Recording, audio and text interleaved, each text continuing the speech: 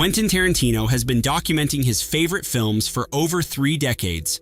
We're talking Sight and Sound polls, a 400-page book, podcast appearances, and countless interviews where he just can't stop himself from evangelizing about movies most people have never heard of. I've got a banned Swedish exploitation film here. I've got a Pixar movie he compares to the greatest Western ever made. And there's one 1970s revenge thriller he loved so much he literally named a company after it. These aren't just recommendations. They're the films that built everything from Kill Bill to Pulp Fiction. Let's break it down. Peter Bogdanovich was one of the hottest directors in Hollywood after The Last Picture Show and Paper Moon. Then came Daisy Miller, and his career never really recovered. This 1974 Henry James adaptation cost around $2.2 million and starred Sybil Shepherd, who Bogdanovich was dating at the time. Critics absolutely savaged it. William Friedkin reportedly said Bogdanovich was pussy-struck. The studio head at Paramount told him straight up, "You're Babe Ruth, and you just bunted." You'd think Tarantino would ignore a film this dismissed, but in cinema speculation, he gives it one of the book's most passionate defenses. He writes that the film gains power as it progresses and builds to a gut-punch ending. He calls it very funny, yet profoundly sad. The chapter also serves as a quiet tribute to Barry Brown, the film's male lead who took his own life at 27. Tarantino cast Bogdanovich as a voice in Kill Bill before Bogdanovich died in January 2022. MoMA screened the film in September 2024, calling it an extraordinary tour de force. This chapter feels like a thank you note. This Swedish exploitation film, also known as Thriller, A Cruel Picture, is one of the most extreme movies Tarantino has ever championed. Director Bo Arne Vibenius shot it with Christina Lindberg in the lead. It was banned by Swedish censors and cut from 107 minutes down to 82. The eye-gouging scene used an actual cadaver, and Lindberg discovered that hardcore footage had been inserted into the film using a body double without her knowledge. She left the industry by 1975. Synapse Films finally released uncut versions on DVD in 2004 and 2005, restoring over 20 minutes of footage. Tarantino ranked it 4th on his Cinescape magazine list of top exploitation films. His exact words, "It's one of the roughest movies I have ever seen in my entire life, and one of the only movies I could imagine someone being afraid to watch." Here's where it gets interesting, though. Elle Driver's eye patch in Kill Bill is a direct homage to Lindbergh's one-eyed protagonist. Daryl Hannah's look, the coordinated wardrobe, the vengeful femme fatale energy. It all traces back to this film most people have never seen. Tobe Hooper directed the Texas Chainsaw Massacre, one of the most influential horror films ever made. But his 1981 carnival slasher The Funhouse never got the same love. It cost around $2 million, was shot in North Miami with a cast including Elizabeth Berridge and Sylvia Miles, and made about $8 million total. It opened on 814 screens to $2.77 million. Then it just kind of disappeared. Tarantino saw it at 18 and thought it was mediocre. Scream Factory released collector's editions in 2012, and a 4K restoration in 2022. 3 decades later, he changed his mind completely. In cinema speculation, The Funhouse gets the final film-focused chapter. Tarantino praises Hooper's staging, the cynical, tawdry, and downright nasty tone, and production designer Mort Rabinowitz's creepy Funhouse set. He also uses the chapter to reminisce about seeing Hooper's Eaten Alive with a friend, laughing at Robert Englund's character, Buck. That line directly inspired Michael Bowen's character in Kill Bill Volume 1. Tarantino doesn't just recommend movies, he absorbs them. This is the film Tarantino loved so much he named his entire distribution company after it. Rolling Thunder Pictures launched in 1995 under Miramax, distributed cult classics like Chungking Express and Switchblade Sisters, and operated until the late 1990s. The name came from this 1977 revenge thriller starring William Devane and a young Tommy Lee Jones as Vietnam vets, hunting down the men who destroyed Devane's family. Linda Haynes and Dabney Coleman rounded out the cast. Paul Schrader wrote the original screenplay as a companion piece to Taxi Driver. Same themes of damaged masculinity and explosive catharsis. But Fox wanted cuts after a poor test screening, the producer refused, and the film ended up at American International Pictures with minimal release. Tarantino put it on all 3 of his Sight and Sound ballots. In May 2023, he presented a suitably worn 35mm print at Cannes and told the audience, Maybe it's a fascist movie, but it's the best fascist movie. He also named Lieutenant Aldo Raine in Inglourious Basterds after the film's protagonist, Major Charles Rainey. This movie is in his bones. Jimmy Wong Yu was the first martial arts superstar to come out of Hong Kong, and this kung fu tournament film represents everything Tarantino loves about the genre. Wong Yu directed and starred in it as the one-armed boxer facing off against a blind assassin with a deadly hat-shaped decapitation device. Tarantino ranked it 7th on his Cinescape exploitation list and claimed he's seen it like 20 times. His description: more than any of the other kung fu movies, it captured the flavor of this Marvel Comics, Jack Kirby universe. Rotten Tomatoes currently has it at 90%. The film features fighters from around the world with wildly different styles competing in an extended tournament. Sound familiar? The House of Blue Leaves sequence in Kill Bill draws heavily from this structure, and Gogo Yubari's bladed ball and chain weapon traces its lineage directly to the film's titular flying guillotine. Variety's 2003 Kill Bill review confirmed the connection. The soundtrack even uses krautrock music from the German band New, which Tarantino licensed for Kill Bill as well. He doesn't just reference his influences, he imports them wholesale. Jack Hill made Coffee for $500,000 in 18 days. It hit #1 at the US box office in its 14th week of release. By 1976, Variety reported it had earned over $4 million in rentals, and it made Pam Grier a star. The cast included Booker Bradshaw, Robert Doquey, and Sid Haig. Tarantino ranked it 2nd on his Cinescape exploitation list, calling it one of my favorite blaxploitation movies, with a violent power over an audience that's very unique. Here's the thing though, this film is the direct reason Jackie Brown exists. Tarantino changed the character Jackie Burke from white in Elmore Leonard's novel to black specifically so he could cast Grier. He even changed the last name to Brown as a nod to her role in Foxy Brown. He screened Coffee for Uma Thurman to prepare for Kill Bill. He cast Sid Haig from Coffee as the judge in Jackie Brown. Roy Ayers' funk score from Coffee was incorporated into Jackie Brown as well. Roger Ebert gave Coffee 2 stars. Gene Siskel gave it 0. Tarantino gave Pam Grier her career back. She earned a Golden Globe nomination. Robert Forster got an Oscar nomination. Sometimes the guy who runs the video store sees things the critics miss. This Carnival Noir starred Tyrone Power in what should have been a career-defining performance. Joan Blondell, Colleen Gray, and Helen Walker co-starred. Lee Garms handled the cinematography, and it should have been a prestige picture. Instead, studio head Daryl Zanuck feared the dark role would damage Power's image, barely promoted the film, and pulled it from theaters after just a few weeks. It flopped. Power never got credit for the work. The Criterion Collection eventually gave it a proper Blu-ray release, cementing its status as a major noir classic. Tarantino's assessment in cinema speculation is unequivocal. While Nightmare Alley is also rightly considered a classic, I still think it's underrated. To me, Nightmare Alley is as good as studio filmmaking ever gets. He calls Power's performance sensational and notes he's never been fond of the actor in anything else. The screenplay was by Jules Furthman, who also co-wrote Rio Bravo. Tarantino calls Furthman one of my handful of nominees for greatest Hollywood screenwriter of all time. Guillermo del Toro's 2021 remake got 4 Oscar nominations, including Best Picture. It also flopped, making just $39.6 million on a $60 million budget. Some movies are just cursed. Brian De Palma's conspiracy thriller cost $18 million plus another $9 million in marketing from Filmways Pictures. It made about $12 million worldwide, a significant loss. John Travolta starred alongside Nancy Allen and John Lithgow. Critics loved it. Pauline Kael compared it to Altman's Nashville and Coppola's Godfather.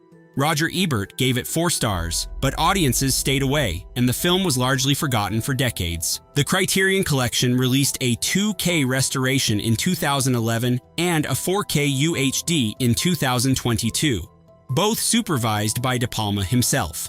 Tarantino never forgot. When he was casting Vincent Vega in Pulp Fiction, he originally wrote the role for Michael Madsen. Madsen chose Wyatt Earp instead. Harvey Weinstein pushed hard for Daniel Day-Lewis. Tarantino wanted John Travolta. To prove his point, he showed Blowout to the Miramax producers and told them if they didn't think it was a great performance, then maybe he shouldn't have been making the film with them in the first place. Travolta got the role. Pulp Fiction revived his career, and it all traces back to this 1981 flop that Tarantino calls one of the greatest films ever made. Tony Scott's final completed film is a runaway train thriller starring Denzel Washington and Chris Pine. It was their fifth collaboration, following Crimson Tide, Man on Fire, Deja Vu, and The Taking of Pelham 1, 2, 3. The film was based on the real-life CSX 8888 incident from 2001, when an unmanned freight train ran wild through Ohio. It cost somewhere between $85 and $100 million, made $168 million worldwide, and earned an Oscar nomination for Best Sound Editing. Tony Scott passed away in August 2012 at age 68. Solid numbers for a final film, but it's not exactly a film that shows up on greatest of all time lists. Unless you're Quentin Tarantino. He ranked Unstoppable 7th on his 2025 list of the best films of the 21st century. His reasoning is pure Tarantino. It's one of the best monster movies of the 21st century. The train is a monster. The train becomes a monster, and it becomes one of the greatest monsters of our time. Stronger than Godzilla, stronger than those King Kong movies. He watched it 4 times and liked it more each viewing. Tony Scott directed True Romance from Tarantino's first screenplay. This pick feels personal. Howard Hawks' Western was the highest-grossing Western of 1959. It cost about $1.2 million to make and earned $5.75 million in US and Canada rentals alone. Hawks credited Ricky Nelson's name with adding around $2 million to the gross. It starred John Wayne, Dean Martin, Angie Dickinson, and Walter Brennan. The film was added to the National Film Registry in 2014, and Tarantino uses it as a dating test. His exact words from a 2007 Cannes screening, "When I'm getting serious about a girl, I show her Rio Bravo and she..." He put it on his 2002 Sight and Sound ballot, but dropped it in 2012 and 2022. That doesn't mean he loves it any less. Rio Bravo is Tarantino's template for what he calls the hangout movie. Characters spending extended time together through dialogue. That's Reservoir Dogs. That's Pulp Fiction. That's Jackie Brown. That's The Hateful Eight. The confined siege structure of Hateful Eight comes directly from Rio Bravo, filtered through John Carpenter's assault on Precinct 13. Hawks declined in his later years, making tired variations of this formula with El Dorado and Rio Lobo. Tarantino has said that decline partially influenced his decision to retire after 10 films. He'd rather quit while he's ahead. Edgar Wright's zombie comedy cost about $6 million and made nearly $39 million worldwide. Simon Pegg and Nick Frost starred alongside Kate Ashfield, Dylan Moran, and Bill Nighy. Rotten Tomatoes has it at 92%. It earned 3 BAFTA nominations. Channel 4 ranked it 3rd on their list of the 50 greatest comedy films. George Romero loved it so much he offered Wright and Pegg cameos in Land of the Dead. Tarantino ranked it 9th on his 21st century list and called it his favorite directorial debut of the century. There's a caveat though. Wright's actual debut was A Fistful of Fingers in 1995. A low-budget spaghetti western spoof. Tarantino acknowledges this in the same breath. Even though he did a cheapy debut movie he doesn't like to talk about. What matters is the distinction Tarantino draws. It's not a spoof of zombie movies, it's a real zombie movie, and I appreciate the distinction. The two directors became close friends. They formed a pandemic movie club. Tarantino played Wright a Dave D, Dozy, Beaky, Mick and Tish song called Last Night in Soho, and said it was the best title music for a film that's never been made. Wright made that film in 2021. Here's where Tarantino's taste gets genuinely surprising. His #1 pick for the best film of the 21st century isn't a Coen Brothers movie. It's not Paul Thomas Anderson. It's Ridley Scott's 2001 war film about the Battle of Mogadishu. The cast was stacked with future stars including Josh Hartnett, Ewan McGregor, Eric Bana, Orlando Bloom, and Tom Hardy in his very first film role. It cost $92 million to make. Black Hawk Down won 2 Oscars for editing and sound. It made $173 million worldwide, but it rarely appears on best of lists. Tarantino's explanation: this is the only movie that actually goes completely for an Apocalypse Now sense of purpose and visual effect and feeling. And I think it achieves it. It keeps up the intensity for 2 hours, 45 minutes, and my heart was going through the entire runtime of the movie. He admits it took multiple viewings to process. The first time, it was so kind of gobsmacking, I didn't really know what I saw. That's the thing about Tarantino. He trusts his body's response to cinema over critical consensus.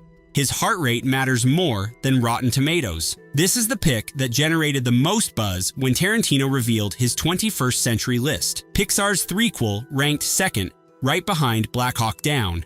Lee Unkrich directed. Tom Hanks and Tim Allen returned alongside Joan Cusack, Ned Beatty, and Michael Keaton. It cost $200 million and made over $1 billion worldwide, becoming the first animated film to cross that threshold. It won Best Animated Feature and Best Original Song for Randy Newman's We Belong Together. It was also nominated for Best Picture at the Academy Awards. Critics and audiences loved it, but Tarantino's framing elevates it further. He calls Toy Story 3 the good, the bad, and the ugly of animated films. This is the greatest end of a trilogy. From the man who considers Leone's film the pinnacle of cinema, no higher compliment exists. His emotional connection is raw. That last 5 minutes rip. And if I even try to describe the end, I'll start crying and get choked up. He's not being ironic. He's not being contrarian. He genuinely believes this Pixar movie belongs in the conversation with Sergio Leone. Martin Scorsese's portrait of urban alienation appears on all 3 of Tarantino's Sight and Sound ballots.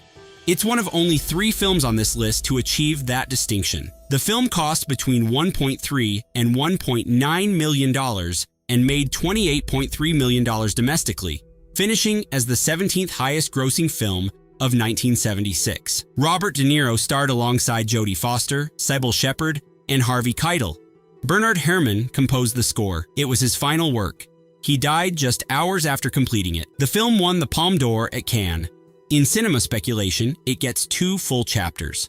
The first analyzes the film itself. The second asks what would have happened if Brian De Palma had directed it instead. Tarantino's take: I actually do feel that it may be the greatest first-person character study ever committed to film. I really actually can't even think of a second or a third or a fourth that can even come into contention with it. He argues that Travis Bickle might not actually be a Vietnam veteran, that the character is an unreliable narrator. He criticizes the studio's decision to cast Harvey Keitel as Sport instead of a black actor as Paul Schrader originally wrote, calling it a societal compromise that weakened the film's exploration of Bickle's racism. Even his favorite films get the full critical treatment. This is it, the anchor of Tarantino's cinematic worldview. Sergio Leone's spaghetti western has appeared on every single one of his Sight and Sound ballots since 2002. No other film has held that position for over 2 decades. It cost $1.2 million to make and earned over $25 million in the US alone. Clint Eastwood, Lee Van Cleef, and Eli Wallach starred. Ennio Morricone composed the iconic score. A 2003 restoration added 18 minutes of cut footage, with an older Eastwood re-recording his dialogue for the new scenes.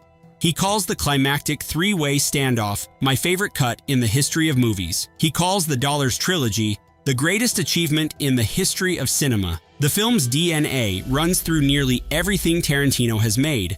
The Mexican standoffs in Reservoir Dogs, the music cues in Kill Bill Volume 2, Hans Landa's introduction in Inglourious Basterds, the torture plus music sequence that foreshadows Mr. Blonde and Stuck in the Middle with You, the sprawling structure of The Hateful Eight.